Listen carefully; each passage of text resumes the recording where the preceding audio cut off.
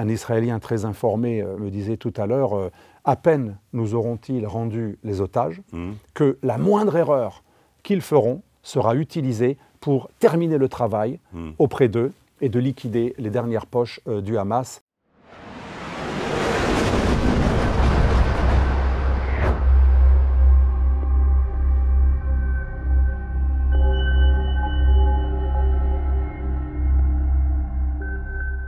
Bonjour à tous, chers abonnés d'Omerta, abonnés de notre chaîne YouTube et également abonnés de notre application. Je salue aussi ceux qui sont les lecteurs de notre magazine qui démarre fort. Vous pouvez le trouver dans 5000 points de vente en France. Congo, silence, on tue. Typiquement, voilà un produit qui est à la hauteur des promesses d'Omerta, c'est-à-dire qu'Omerta vous amène là où on ne veut pas aller, où on ne va plus. Et en l'occurrence, le Congo, c'était un endroit sur lequel il fallait mettre un coup de projecteur parce que ce qui s'y passe est absolument édifiant. Et nous, chez Omerta, eh bien, on a pris le taureau par les cornes et on y est allé. Voilà ce que on vous rapporte ce magazine que vous pouvez donc acheter en kiosque. Aujourd'hui, l'actualité focus Gaza. Dans la nuit, on a appris évidemment l'accord que le plan de paix de Donald Trump avait été accepté par le Hamas après avoir été accepté par Israël.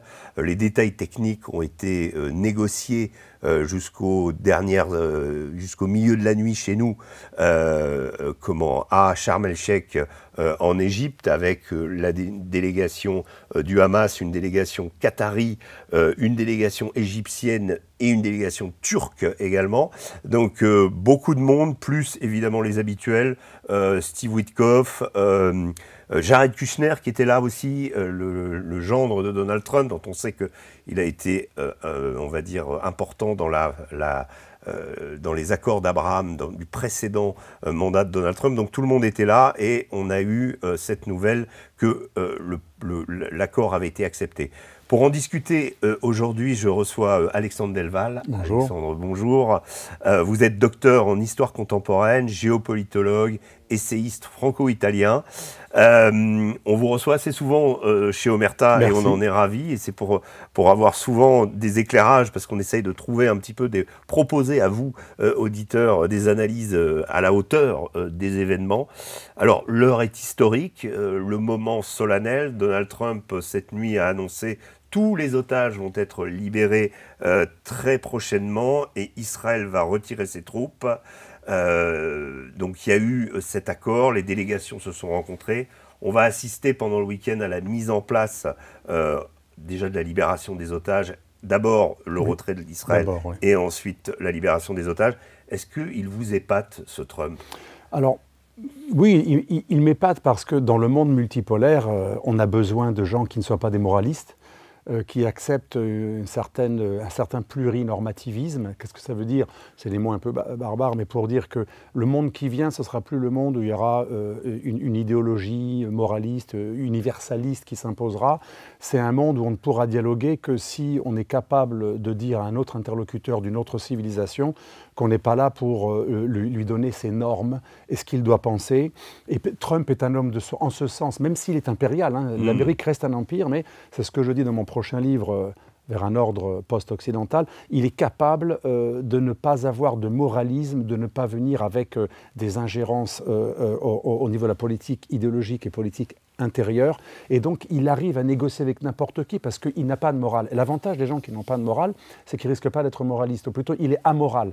Et ça, c'est fondamental dans le monde multipolaire. Et donc, il peut négocier avec n'importe qui parce que, contrairement à Biden qui avait dit « MBS, jamais je lui serrerai la main, c'est un criminel », ou alors il avait commencé à dire « Poutine est un tueur, un fou, un psychopathe », on ne peut pas discuter que quand on commence à insulter l'autre, même si on a des bonnes raisons. Tandis que l'avantage d'être une petite mentalité un peu de voyou, c'est un petit voyou quand même, enfin un voyou de l'immobilier, mais il n'a pas le côté moraliste. Mais cette absence de morale ou cette absence de retenue, où l'un et l'autre, ça nous a amené quand même dans ces négociations depuis à des choses absolument incroyables. Son ancien projet de transformer Gaza en Saint-Tropez. Alors, le plan, évidemment, n'a pas fonctionné. Voilà, la fameuse Riviera. Est-ce qu'on peut dire que, je citais en en introduction, la présence d'autres délégations, le fait que les négociateurs, notamment des pays arabes et des Turcs, soient vraiment intimement liés à ce plan, c'est-à-dire presque partie prenante du plan, a été fondamental pour le faire accepter par le Hamas. Et même le plan conjoint Macron-MBS, le plan, pour nos auditeurs, cet été a été annoncé, la fameuse déclaration de New York qui ensuite a été adoptée.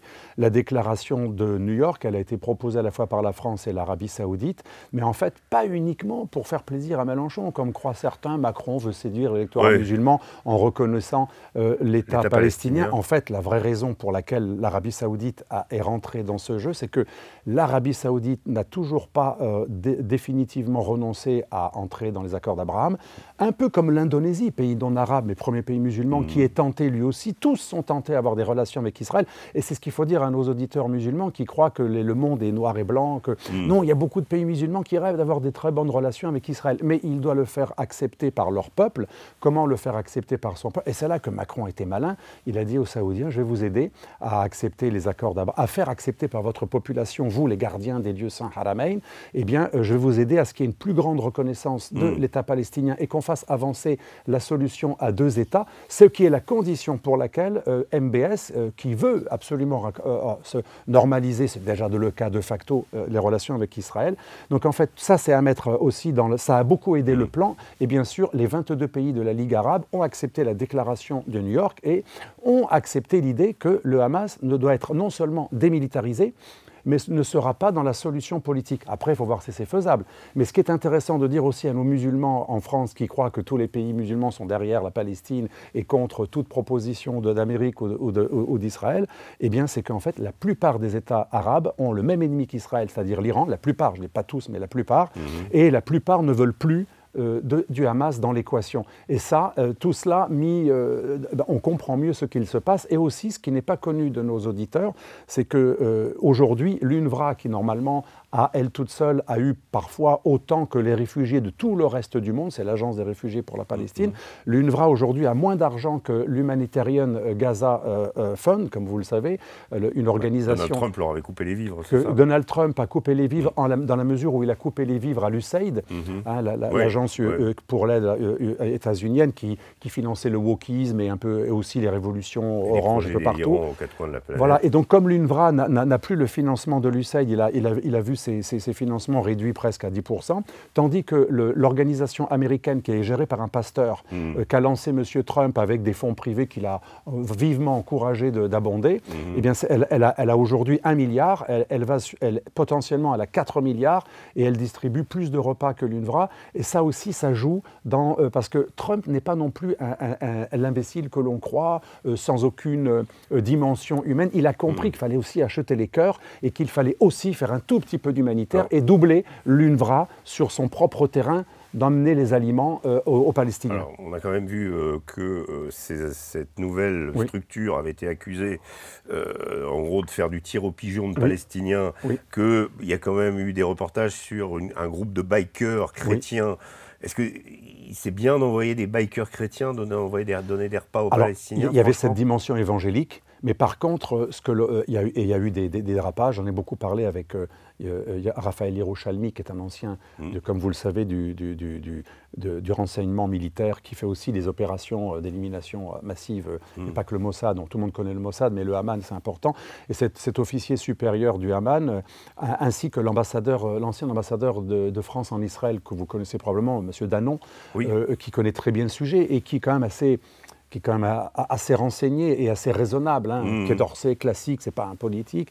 Les deux m'ont bien confirmé que ce n'est pas les Américains qui ont fait du tir aux pigeons, ni les Israéliens, mais il y avait un énorme problème et que je peux comprendre. On n'est même pas là pour accuser les Palestiniens, mais mettez-vous à la place de l'UNRWA, donc c'est l'organisation onusienne qui gère tout ce qui est humanitaire et la fourniture de repas, et mettons-nous à la place de l'acteur Hamas. Il n'avait aucun intérêt à ce que cette organisation promue par Trump, qui avait pour but d'acheter les ventres pour acheter les cœurs, réussissent. Donc il y a eu énormément d'obstructions, il y a eu des trafics aussi, des dérobages d'aliments, des refus, parce que beaucoup de membres de l'UNRWA sont de mèche avec le Hamas. Et je ne les juge même pas, hein, c'est pas pour dire bien ou mal, mais il y a énormément d'imbrications. On sait même que certains membres de l'UNRWA s'étaient réjouis lors du 7 octobre. Donc on n'a pas que des enfants de cœur ou des fonctionnaires internationaux. Et c'est ça qui a fait qu'il y a eu des échanges de... Et malheureusement, les échanges de tirs, me disait l'ambassadeur Danon, ils n'étaient pas volontaires. Malheureusement, il y a des sociétés privées qui ont été recrutées pour assister ceux qui délivrent des repas et l'armée israélienne. Ce n'était pas l'armée israélienne apparemment, mais comme vous dites, les bikers chrétiens, mais il y a eu en gros des sociétés privées de sécurité qui étaient mal gérées, qui n'étaient pas des gens super expérimentés, et ils ont été pris de panique et ils ont tiré dans le tas à plusieurs reprises. C'est bien regrettable. Mais de faire des distributions d'aliments à une population de 2 millions d'habitants qui auparavant bénéficiaient de plusieurs structures quand l'aide humanitaire arrivait, c'est-à-dire qu'elle avait plusieurs points où elle pouvait collecter les denrées et pouvoir... donc ça se faisait de façon plus fluide. Là, ça a été réduit à 4 endroits. 4 points. Arrivée massif de population et évidemment trouble de l'ordre et impossibilité. Donc ça, c'est quand même... Troubles de l'ordre qui ont quand même été... C'est à se demander si vraiment... Parce qu'il y a plusieurs centaines de Palestiniens. Alors, j'ai rencontré à Rome 4 travailleurs... J'ai rencontré à Rome 4 travailleurs humanitaires dans le cadre du think tank que j'anime à Rome, qui revenaient juste du terrain. Et ils m'ont bien dit que vraiment, beaucoup d'enquêtes montrent que ces 4 points, c'est peut-être pas suffisant.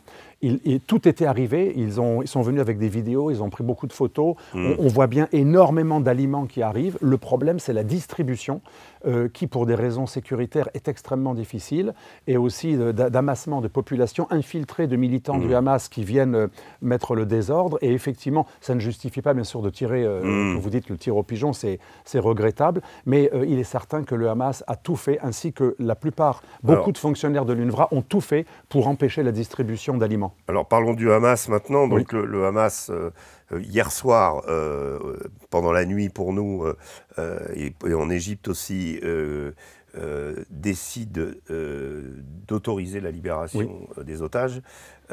D'ailleurs, qui chez lui va aussi se faire avec les autres factions palestiniennes à l'intérieur de Gaza. Il y en a beaucoup, et dont certaines détiennent des otages d'ailleurs, parce que le Hamas n'a pas été l'unique à prendre des otages le 7 octobre. Donc le Hamas autorise. En échange, à la clé, donc il y a d'abord les garants, il n'y a pas que les États-Unis. On a accusé de faire un double jeu avec Israël à plein de reprises. Il y a effectivement donc l'Égypte, le Qatar, la Turquie, qui sont garants de l'accord.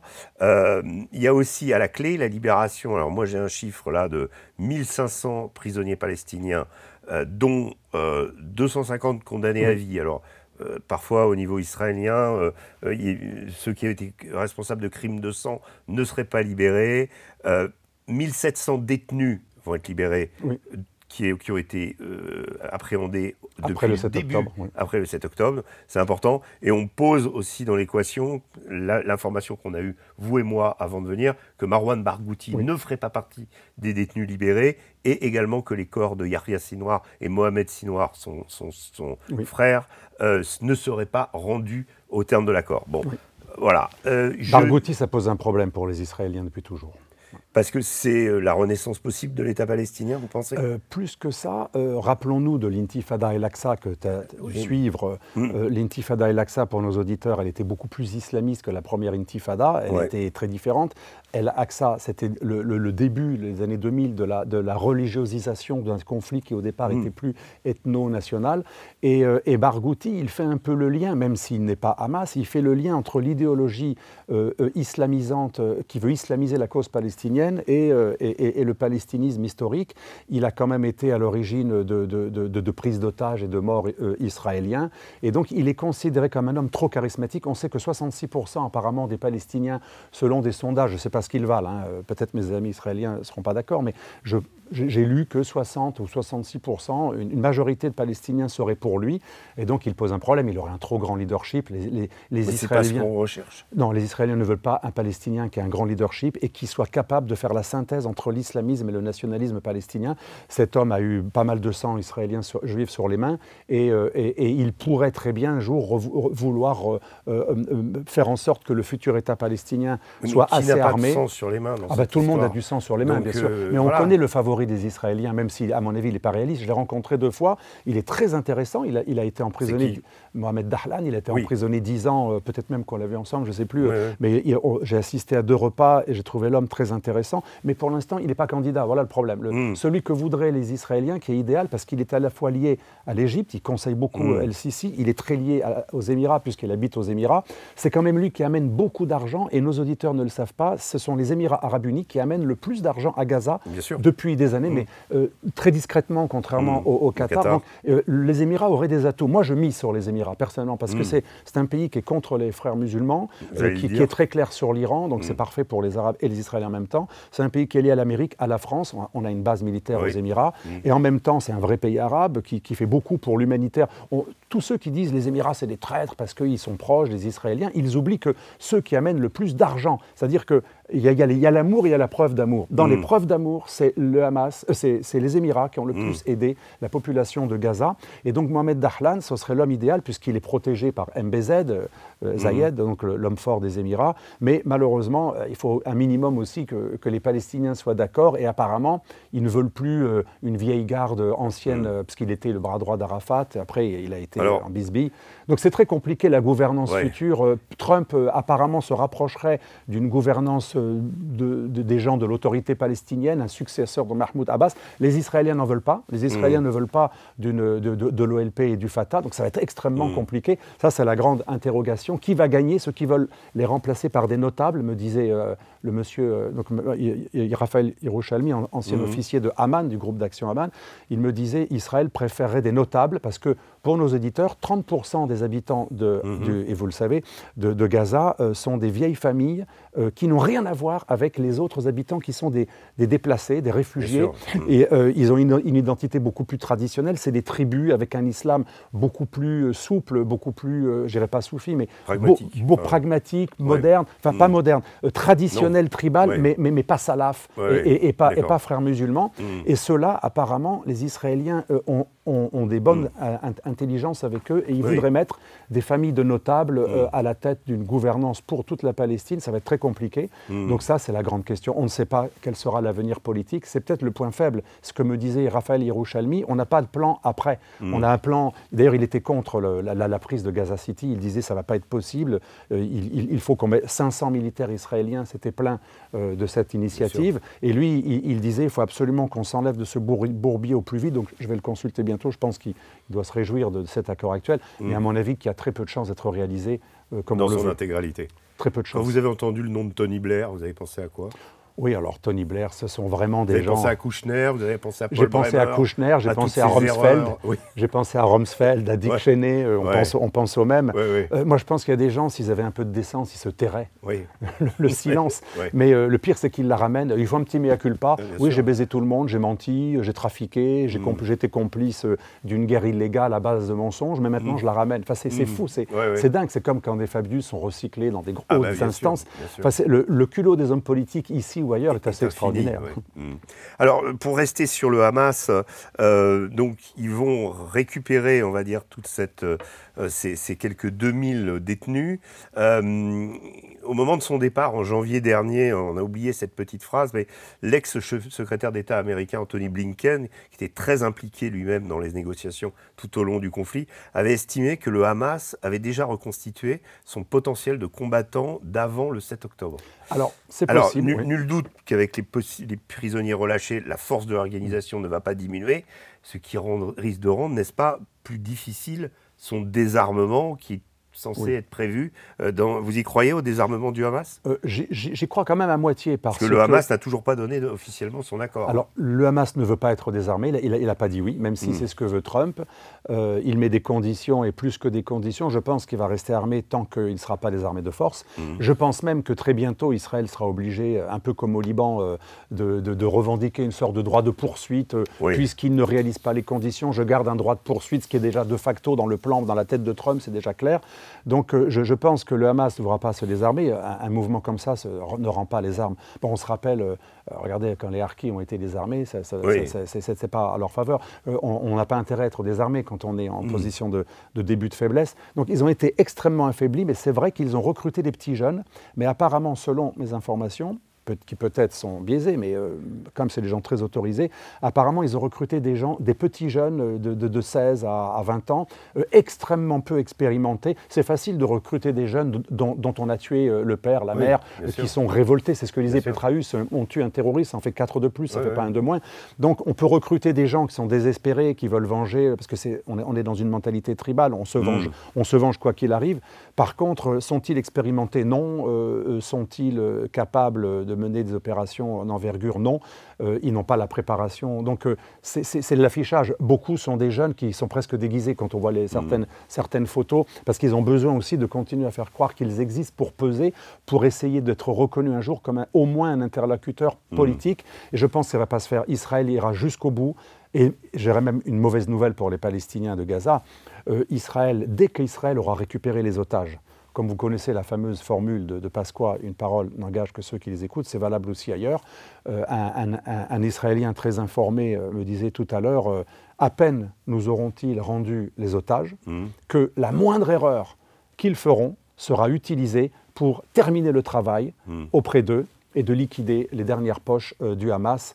Alors peut-être est-il très optimiste, mais en tout cas, le Hamas n'a pas terminé avec Israël. Rendre les otages, il faut quand même le montrer. S'ils rendent les otages, ils sont quand même en position d'extrême faiblesse. Alors eux, ils trouvent leur honneur en disant « Oui, mais notre but, c'était de les garder en échange de 2000 ou presque 2000 prisonniers palestiniens. Oui. Mais qu'est-ce qu'ils vont récupérer? Des gens qui vont être probablement éliminés assez rapidement par la suite, qui vont être très suivis, très pistés. Les Israéliens ont beaucoup de systèmes pour pister des individus.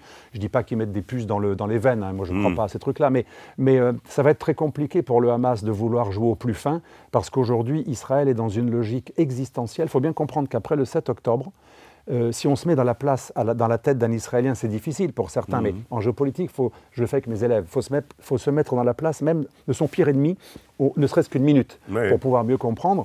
Les Israéliens ne vont pas laisser, comme ils ont laissé le Hezbollah se reconstituer après 2006. Moi, j'y étais à l'époque observateur dans cette guerre des 33 jours en 2006. C'est pas vrai que les Israéliens étaient vaincus. Ils ont eu des pressions internes et externes qui les ont empêchés, du point de vue des militaires, ils n'ont pas pu finir le travail et l'ennemi s'est reconstitué. Les Israéliens ne veulent plus voir un ennemi se reconstituer. Vous êtes un spécialiste du Moyen-Orient et vous savez très bien que la définition de la victoire n'est pas du tout la même qu'en Occident. Résister suffit. C'est vrai. Et d'ailleurs, le Hezbollah au Liban n'est pas appelé le Hezbollah, il est appelé la résistance. Absolument. Donc, quelque part, c'est ça. On résiste. C'est toute sa légitimité. L'armée israélienne se retire du Liban Sud et ça, c'est la grande gloire de Nasrallah. Absolument. Ensuite, après, il faut entretenir le mythe et tout ça. C'est un peu le syndrome Hitler, vous savez, celui qui a perdu une guerre alors qu'en fait, il pense qu'il l'a gagnée. Donc, les Israéliens sont... Alors, je ne les compare pas à Hitler, attention. Non. Mais les Israéliens sont restés dans une idée. En fait, on pouvait vaincre cette guerre contre le Hezbollah.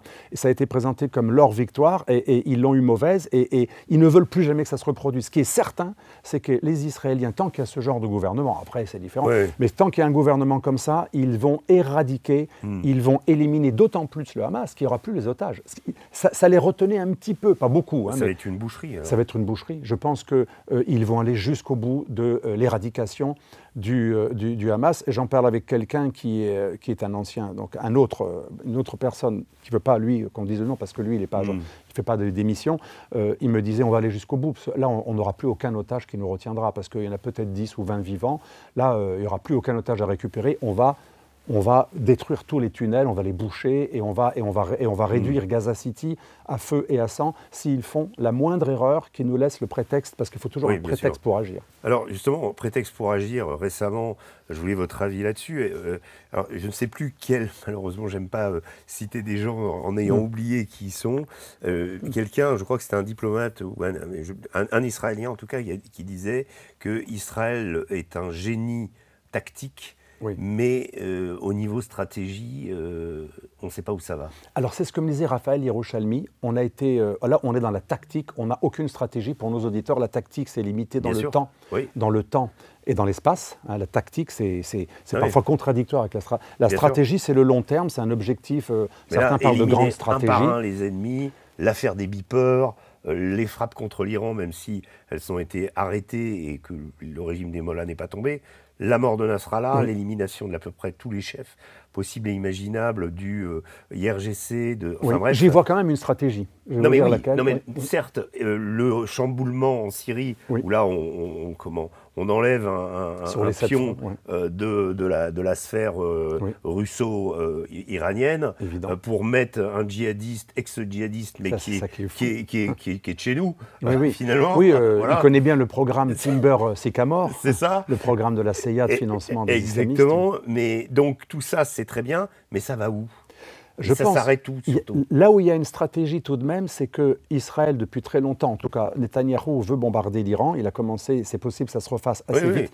Même qu'il élimine le guide suprême. Voilà, je pense que... D'ailleurs, même Raphaël Yerushalmi, qui est plutôt presque travailliste, qui n'est pas un faucon de droite ou d'extrême droite, il parle beaucoup d'humanitaire, il a dénoncé la dérive, etc. Il disait l'idéal pour Israël, c'est un changement de régime à Téhéran, donc ils n'ont pas terminé avec Téhéran.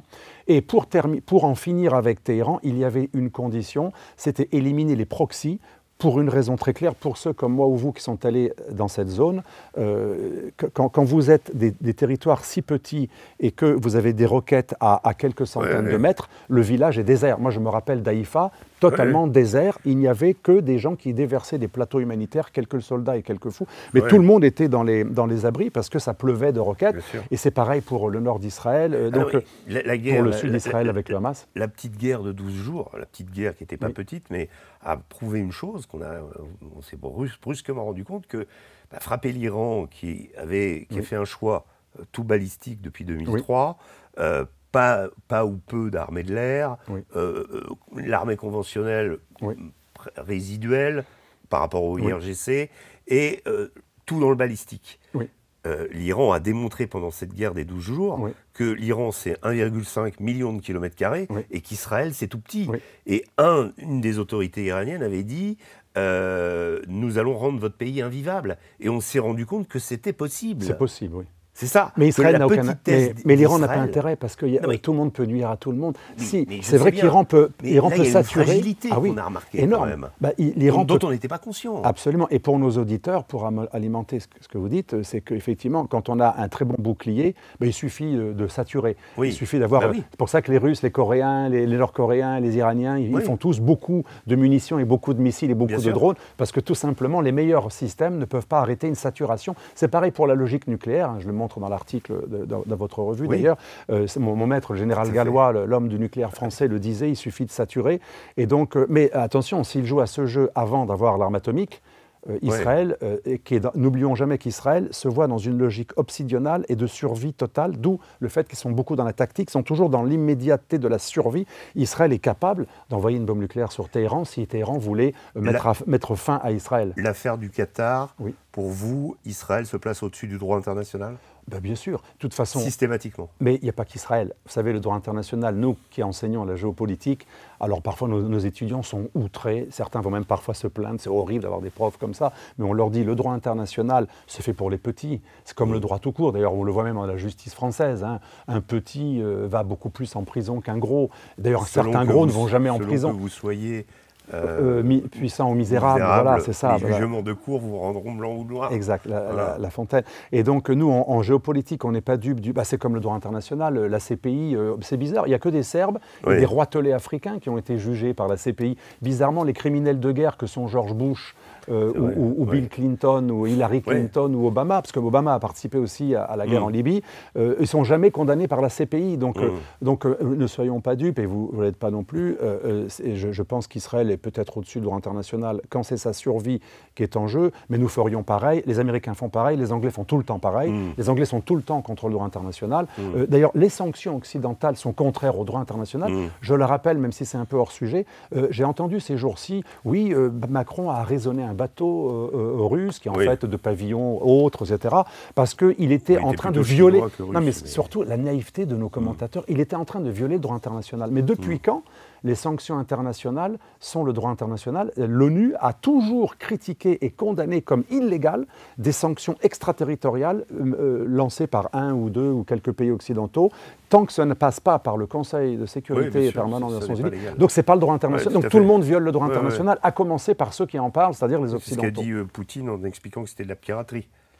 Voilà. Alors, sans vouloir alimenter la narrative de Poutine, c'est vrai, factuellement c'est vrai. D'ailleurs, la France a relâché l'équipage et on n'en parle plus. Alors, 2 questions pour finir, parce que le temps avance. Netanyahou, dans tout ça, bon, on sait qu'il y a quand même même s'il n'obéit pas au droit international, il y a quand même le droit israélien qui l'attend au coin du bois. Il est Premier ministre parce qu'il y a la guerre. Une fois que la guerre s'arrête, il sera jugé. On imagine qu'il va profiter de l'effet Trump, notamment si celui-ci s'exprime dimanche à la Knesset. Est-ce que vous le voyez, si les choses se calment, pensez que Netanyahou va être jugé finalement ? Moi, je pense qu'il ne sera pas jugé tant qu'il y aura Trump. Il a quand même un sacré allié. Et Israël est encore... Il a prévu le coup aussi. Il a prévu le coup. Et c'est comme Bolsonaro, mais en beaucoup plus efficace. Parce que Bolsonaro a un protecteur qui s'appelle Trump, mais qui ne peut pas faire grand-chose. Tandis que là, c'est un État qui ne peut pas refuser grand-chose à celui à qui il doit sa survie. Israël n'existerait pas aujourd'hui s'il n'y avait pas l'Amérique. Je pense qu'Israël pourrait être détruit. Autant les premières guerres israéliennes furent gagnées sans aide américaine. Là, c'est tout à l'honneur des premiers combattants israéliens face aux Arabes. Ils avaient réussi à se battre, surtout 48, tout seuls. Mais depuis les années 80-90, Israël ne peut pas survivre sans l'aide américaine. Donc tant qu'il y a Trump, je ne pense pas que Netanyahou ira en prison, ou ça se passera très mal pour son successeur. Par contre, après, il est très possible... Oui, parce que vous avez raison de souligner ça. Israël peut nous donner une leçon de démocratie à la France sur certains points. Je ne parle pas du traitement des Palestiniens, mais en Israël, il n'est pas rare de voir des anciens présidents ou des anciens premiers ministres finir en tôle. Tout à fait. En France, on n'est pas trop habitué. Alors, peut-être que Sarkozy, mais c'est une exception. Mais en général, un président ou un ancien Premier ministre en France, s'il va en prison, c'est du bracelet électronique ou c'est quelques jours. Mais en Israël, on peut croupir en prison plusieurs années si on est à la plus haute direction. Donc effectivement, il est possible que cet homme finisse en prison. Mais il a marqué l'histoire. Oui, si ça... Un pays, il faut le noter aussi, au niveau de la liberté d'expression aussi, parfois bien plus en pointe que nous. D'ailleurs, les anti-israéliens, on les trouve souvent en Israël. Ah, bien sûr, les plus virulents, et il y a une liberté de parole quasi absolue dans ce pays. Dans les années 2000, j'avais même été étonné qu'un Russe juif d'origine russe, qui était un grand révisionniste connu dans la sphère révisionniste, habitait en Israël. J'avais été étonné, j'avais enquêté. Eh bien, en Israël, il n'y a pas de loi mémorielle qui interdisent l'expression. Alors le mec peut se faire tuer ou frapper peut-être, mais il peut s'exprimer librement. Il n'y a pas de loi mémorielle en Israël, et il y en a en France. Donc Israël est plus libre sur plein de points, y compris des choses glauques comme celle-ci, que c'est comme l'Amérique. Aux États-Unis. Hein, aux États-Unis, on a le droit même d'exprimer des idées nazies. Je ne dis pas que c'est bien, mais c'est comme ça. C'est vrai. Dernière question. Alors, je voulais vous faire réagir un petit peu sur le contraste. Parfois, il y a un télescopage de l'actualité qui fait qu'on peut tout à coup se retrouver avec 2 événements qui se passent au même moment. Hier, je regardais ça, les réactions à la démission de Sébastien Lecornu. Et en parallèle, j'avais, on va dire, l'entêtement de Trump, l'acharnement qui portait ses fruits. D'un côté, un président velléitaire, déterminé, qui revient à la charge tout le temps. Alors oui, il pense sans doute à lui-même, mais je crois que sa fortune, il l'avait avant. Et à côté de ça, des gens accrochés à leur siège, qui ont oublié quasiment, ou qui sont prêts à s'allier avec n'importe qui pour rester en place. C'est pitoyable. Vous ne trouvez pas que c'est vertigineux? C'est vertigineux. Et moi, pour une fois, j'ai aimé... c'est un homme qui est très courtois, d'ailleurs, Darius Rochevin. Rochevin, je l'ai bien aimé l'autre jour, parce que même si c'est Radio Ukraine, et parfois c'est tout à fait, comment dirais-je, peu objectif, mais l'homme est courtois et l'homme est démocrate. Et j'ai aimé sa réflexion. Il était choqué sur le plateau. Tout le monde disait, l'important, c'est que le Front National n'arrive pas au pouvoir. Non, mais vous vous rendez compte le degré de déliquescence de l'intérêt national? Si l'intérêt national de la France, pour beaucoup d'hommes politiques réunis sur un plateau le soir, ce n'est que faire obstacle à l'un des partis autorisés. Ce n'est pas un parti banni, c'est un parti autorisé. C'est le parti qui monte. Oui, c'est le parti qui monte. Et Darius Rochevin me disait, mais attendez, ça m'a plu. Il était très indigné. Pourtant, il n'est pas plus Front National que vous et moi. Mais il disait, attendez, c'est quand même pas votre idéal politique. Votre objectif pour la France, ce n'est pas uniquement d'empêcher un de vos concurrents d'arriver au pouvoir. Mais c'était ça. Ils l'ont avoué sur le plateau. Le but, c'est que le Front... J'ai même entendu Manuel Valls dire, s'il y a une élection, on fait le jeu du Front National. Donc aujourd'hui, on en est arrivé à dire une élection fait le jeu du Front National. Oui. Alors, c'est même plus comment les gens votent, c'est simplement le fait que... Je le connais, je l'apprécie humainement, on s'est rencontré à Barcelone, et l'homme est quand même très intéressant. À l'époque où il cherchait à qu'il m'en voudra pas là-bas. Oui, et courageusement quelque part, parce que c'était pas facile, donc même il m'en voudra pas que j'en parle, mais parce qu'il sait tout. L'autre jour, il m'a dit, je sais, vous avez parlé mal de moi d'un truc. Non, c'était pas mal, c'était la circulaire, etc. Mais je respecte son point de vue, mais parce que lui, à la limite, il le fait peut-être avec un certain nombre de convictions, et il n'est pas à la tête d'un parti, mais les autres, c'est leur gamelle qui est en danger. C'est clair. Et peut-être que lui a des convictions, mais je pense que beaucoup de ceux qui disaient l'important, c'est que le Front National n'arrive pas au pouvoir, c'était pas que les convictions, surtout quand ils ont les mêmes idées presque que le Front National, et qui viennent d'un parti, le LR, qui maintenant copie le programme du Front National. Parfois, ça devient ridicule, cette cacher ce sein que je ne saurais voir. Au moins en Italie, moi qui suis souvent en Italie, je ne veux pas vanter l'Italie contre mon pays, la France, ça reste, je suis loyal envers la France, mais en Italie, ce que j'apprécie beaucoup, il y a beaucoup plus de tolérance entre hommes politiques. Moi, dans mon club, il y a tous les bords. Alors, il n'y a pas d'extrémistes radicaux, mais il y a tous les bords, et je suis frappé de voir que quelqu'un de gauche, quelqu'un de droite, quelqu'un qui est mélonien et quelqu'un qui est du Parti socialiste, moi, dans mon club, il n'y a même pas de sujet, comme on dit avec cet anglicisme, il n'y a pas de sujet. C'est-à-dire, il n'y a pas de sujet de discorde, pour employer un mot plus français, parce que maintenant, on emploie souvent le mot sujet dans le sens anglophone. Il n'y a aucun problème, mais pas une seconde. Il n'y a même pas des animosités. Et les Italiens, depuis une trentaine d'années, ont très souvent fait des gouvernements, pas uniquement techniques, mais de coalition. On a vu le parti de Meloni qui soutenait un gouvernement où il y avait la gauche, et il y avait la Ligue Nord, et il y avait les Berlusconiens, c'est quand même un peu fort, et il y avait Draghi. Les Italiens sont capables de s'unir. Alors on se moque toujours d'eux, c'est des branleurs, ils n'ont rien foutu pendant la guerre, c'est des clowns. Leur croissance est en train de leur croissance, voilà. Et l'intérêt national, même chez eux, qui sont connus pour le menefreghisme, ça veut dire le je m'en foutisme, le côté italien un peu, voilà, je pense qu'à ma famille, à mon clan, et bien même eux, ils nous donnent des leçons d'unité patriotique de temps en temps, que nous préférons que la France soit en guerre civile, plutôt que de faire une union patriotique pour sauver la patrie. Il y a 27 pays en Europe, donc je ne crois pas, j'en suis sûr, et dont 23 sont gouvernés par des coalitions. Donc en fait, nous... la France sera la dernière. Nous sommes malheureusement restés à la Révolution française. On a parce que la gauche et la droite viennent de la Révolution française, c'était les Jacobins et les Girondins. Donc ils ont la même... La droite classique et la gauche classique ont cette même référence. Les Girondins. Pardon ? Les montagnards et les Girondins. Voilà, les montagnards, pardon. Lapsus, les montagnards. Et donc, depuis la Révolution française, il y a quand même ce même substrat, à part quelques monarchistes. On est nostalgique d'une époque où il fallait écraser l'infâme. C'est pour ça que la France a le champ politique le plus clivé et le plus propice un jour à une guerre civile possible, parce qu'en France, l'ennemi, ce n'est pas un adversaire, c'est un ennemi qu'il faut tuer. D'ailleurs, moi je remarque que quand quelqu'un de droite meurt en France ou d'extrême droite, on a pratiquement une réjouissance de l'autre camp. C'est terrible. On a vraiment un désir de faire mourir l'autre. Absolument, c'est le syndrome Charlie Kirk. Moi, je pense qu'en France, s'il y a l'équivalent d'un Charlie Kirk qui est tué, on aura toute une partie de la gauche qui va se réjouir. Et c'est ça qui est terrible en France. Et c'est pour ça que j'aime beaucoup Bernie Sanders. Il nous donne des leçons de dignité. Bernie Sanders, qui pourtant est le gauchiste chez les gauchistes, c'est Noam Chomsky bis presque, eh bien, il a dit « Rien ne justifie qu'on se réjouisse que l'ennemi politique soit tué, c'est la mort du débat, c'est la mort de la démocratie. J'aimerais que la gauche française et les politiquement corrects en général français, parce que c'est pas que la gauche le politiquement correct, c'est ce moralisme-là globaliste, s'inspire parfois d'un véritable progressiste comme Sanders, mais on en est très loin. En France, je pense que l'intolérance est la plus importante après la Belgique. Alors la Belgique, c'est encore pire, il n'y a même pas l'équivalent de CNews, il n'y a même pas l'équivalent de Valeurs, il n'y a qu'une presse totalement aux ordres du politiquement correct. Il n'y a aucune alternative.